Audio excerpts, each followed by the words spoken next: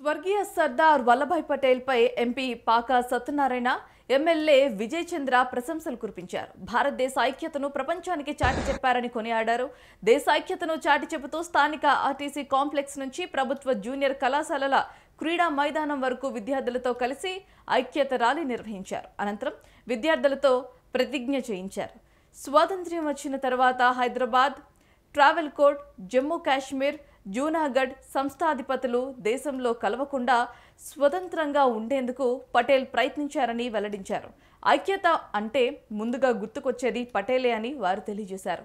దేశమే ముందు, ఆ తర్వాత ఏదైనా అనుకున్న గొప్ప వ్యక్తి గురించి స్మరించుకోవటం ఆనందంగా ఉందన్నారు.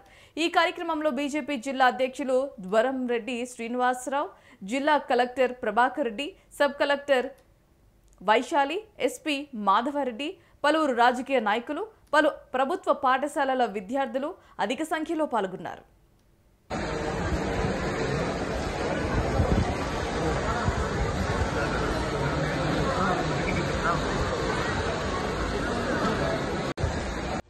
ఆల్రెడీ మీరు ఆల్మోస్ట్ మన మోడర్న్ ఇండియా హిస్టరీ అంతా ఒక క్లుప్తంలోనే చెప్పేశారు. పిల్లలు మీరు అందరూ గుర్తు చేసుకోవాల్సింది ఐక్యతనంటే, యూనిటీ అంటే భారతదేశంలో గుర్తుకొచ్చే వ్యక్తి సర్దార్ వల్లభాయ్ పటేల్ గారు.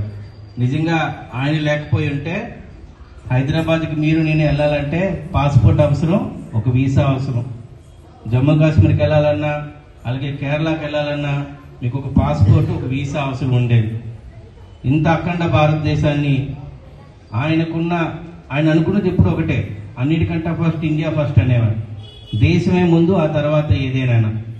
అంత గొప్ప వ్యక్తి మనం స్మరించుకోవడం, ఈరోజు ఆయన 150వ జయంతి సందర్భంగా కేంద్ర ప్రభుత్వం ఎన్డీఏ కూటమి వచ్చిన తర్వాత మన మూల నాయకుల్ని, మన జాతీయత్వాన్ని చాలా వరకు విస్తరింపజేసిన నాయకులందరినీ గుర్తు చేసుకుంటుంది. ఇందులో ఆయన నిజంగా ప్రధానమంత్రి అయ్యుంటే ఆ టైంలో వేరేగా ఉండేది. బట్ గతం కాబట్టి అంత గొప్ప వ్యక్తి ఇచ్చిన మెసేజ్ని దేశం ఫస్ట్, ఆ తర్వాత ఏదైనా, దేశం కోసం ఏదైనా చేయాలి, దేశం కోసం ఎలాగైనా ఉండాలి, సాక్రిఫైస్ చేయాలనే వ్యక్తిలో ఆయన ప్రథమ స్థానంలో ఉంటారు.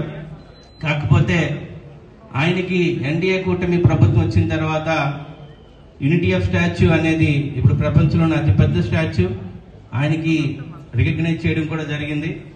అయితే ఈరోజు మనందరం ఊరికనే రాలా, ఎందుకంటే ఈరోజు కాన్సెప్ట్ ఏంటంటే ఇందాక చెప్పున్నారు, మన పార్వతీపురంలోని ముస్లిమ్స్ ఉన్నారు, క్రిస్టియన్స్ ఉన్నారు, ఆల్రెడీ హిందూస్ ఉన్నారు, కొంతమంది మార్వాడీస్ ఉన్నారు, వివిధ వాళ్ళందరూ ఉన్నారు. ఆల్రెడీ మీరు ఆల్మోస్ట్ మన మోడర్న్ ఇండియా